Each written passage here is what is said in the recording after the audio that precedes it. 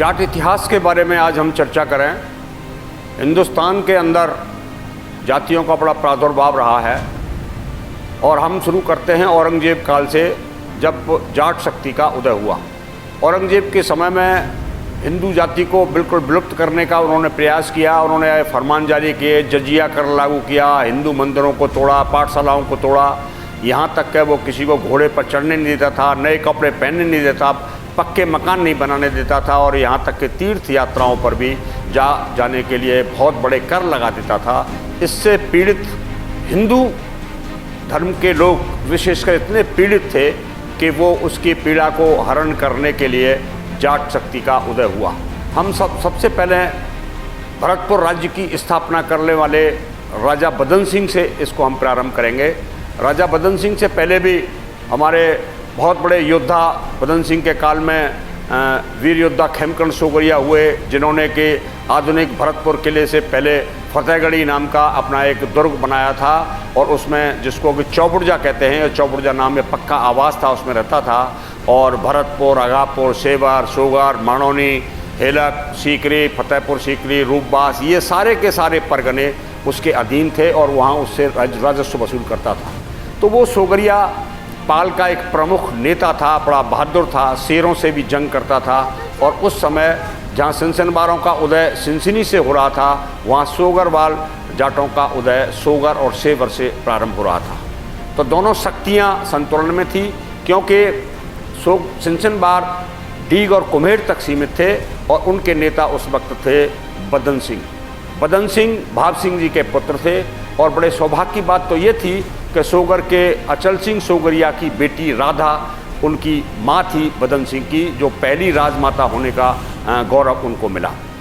तो दोनों, लेकिन ये दोनों कुटुंब एक स्थान पर फल फूल नहीं सकते थे, क्योंकि जाटों को एक दूसरे को उनका हक देना नहीं आता और इनमें संघर्ष अवश्यंभावी था। अचानक सूरजमल जो है, जब यहाँ बियाबान जंगल था और ये जो वर्तमान दुर्ग है, किला है, यहाँ भी बिहारी जी का मंदिर है, यहाँ पर एक नागा साधु रहते थे और यहाँ एक तालाब था और नागा साधुओं का डेरा था। तो वो शिकार खेलते हुए और यहाँ आ गए और इन्होंने देखा कि उस तालाब पर शेर और गाय एक साथ पानी पी रहे थे। तो वो इस आश्चर्यजनक दृश्य को देख करके आत्मविभोर हो गए और नागा साधु कुटिया पे गए। तो नागा साधु किन्हीं कारणों से खेमकर्ण सोगरिया से वरिष्ठ थे और उन्होंने ये कहा कि ये तपोभूमि है, आप यहाँ पर अपना किला बनाइए और यहाँ आपकी पीढ़ियाँ राज कर सकती हैं। तो ये उनमें एक भावना फलीभूत हो गई कि क्योंकि कुम्हेर और डेक जो है उन परगना उनके अधीन थे, तो ये जो भरतपुर का इलाका था, जो सोगरियाओं का वर्चस्व था यहाँ पर, तो राजा खेमकर्ण सोगरिया को बेदखल किए बिना वो इस स्थान पर अब कब्जा नहीं कर सकते थे। तो बाबा नागा के आशीर्वाद से, उनके सहयोग से, क्योंकि उन दिनों साधुओं का बड़ा भारी जनता पर प्रभाव होता था और राजकाज में भी उनका थोड़ा हस्तक्षेप हुआ करता था, तो उन्होंने इस स्थान को पाने के लिए सबसे पहले खेमकर्ण सोगरिया को, जो रुस्तम सोगरिया का सुयोग्य बेटा था, वीर योद्धा था, जिसने कि भरतपुर बसाया था। भरतपुर राज्य नामकरण निश्चित रूप से सूरजमल के टाइम में उसको हुआ, लेकिन उस वक्त यहाँ आबादी थी, खेरापत ब्राह्मणों का वर्चस्व था और यहाँ पर वो स्थायी आवास करता था, पशुधन भी रखता था और यहाँ तक कि उनके बेटों को अगापुर में कुछ असरफियाँ मिली, उनसे वो उसने घोड़ा गाड़ी और हथियार खरीद करके और बटमारी कर दी और उसने काफ़ी मुग़ल और राजपूत काफिलाओं को लूट करके धन संचय कर लिया था और उसने कच्ची गढ़ियाँ भी आकर निर्माण कर ली थी, सोगर की, सेवर की, माणौनी की, अगापुर की और जगीना की, उबार की और सीकरी और रूपबास भी परगना के जो दुर्ग थे, कच्ची गढ़ियाँ थी, उनका भी वो मालिक था। तो सूरजमल बदन सिंह जो कि डीग का राजा था, सवाई जयसिंह ने उसका राज तलक किया वहाँ और उनको जाटों का नेता मानते हुए और एक तरह से उनको राजा की पदवी दे दी। अब सूरजमल ने अपना वर्चस्व भरतपुर की ओर बढ़ाने का प्रयास किया और उसने उसके लिए अपना शासन स्थापित करने के लिए सबसे पहले खेमकर्ण को सूचना किया। खेमकर्ण इतना वीर योद्धा था कि उसको युद्ध में पराजित करना संभव नहीं था, इसलिए उसने छल और प्रपंच से उसको समाप्त कराने का प्रयास किया और एक रात को अचानक उसने फतेहगढ़ी जो थी, चौबुर्जा गढ़ी थी, उस पर रात के अंधेरे में आक्रमण कर दिया और अधिक सेना होने के कारण खेमकरण उसका ज़्यादा मुकाबला नहीं कर पाया। यद्यपि सोगरिया जम करके लड़े, बड़ा भीषण युद्ध हुआ और वो वहाँ से रात को अपनी हथनी पर सवार होकर के और जो है मुतिया जो है गांव था वहाँ थोनाराम जाट के यहाँ वो चला गया और वहाँ रहने लगा। और इस पर तो राजा जयसिंह की सेना ने और बदन सिंह की सेना ने वर्तमान जो भरतपुर किला गढ़ी है, फतेहगढ़ी है, उस पर कब्जा कर लिया।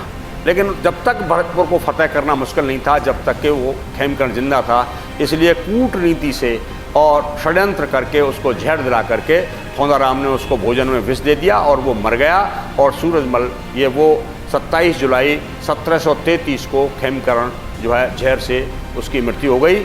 और उसके बाद जनवरी 1743 में भरतपुर दुर्ग की स्थापना का शिलान्यास जो है सूरजमल और बदन सिंह ने यहाँ किया। और भरतपुर उन्होंने नीचा होने के कारण भरत मिट्टी से भरत करा करके इसका नाम भरतपुर रखा। यद्यपि कोई दशरथ के पुत्र भरत के नाम से भी नामकरण की बात करते हैं, कुछ और करते हैं, लेकिन चूंकि मैं इतिहासकार होने के नाते भूगर्भिक जो सर्वेक्षण हैं और भरतपुर का जो निचलापन है, क्योंकि नदिया मोहल्ला, नमक कटरा आदि जो देखा जाता है और जो बाढ़ें आई हैं यहाँ 1743 में बाढ़ आई है, 1972 में बाढ़ आई है और 1996 में बाढ़ आई है, तो वो निचलापन को प्रदर्शित करती है। इसलिए भरत करके जो बनाया गया तब उसे भरतपुर रखा गया। हम अब उनके पूर्वज जो है सबसे राजा राम ने भी मुगलों से और राजपूतों से बहुत टक्कर ली और जाटों के नाम को यशों को बढ़ाया। राजा राम के बाद में चूड़ामन हुआ।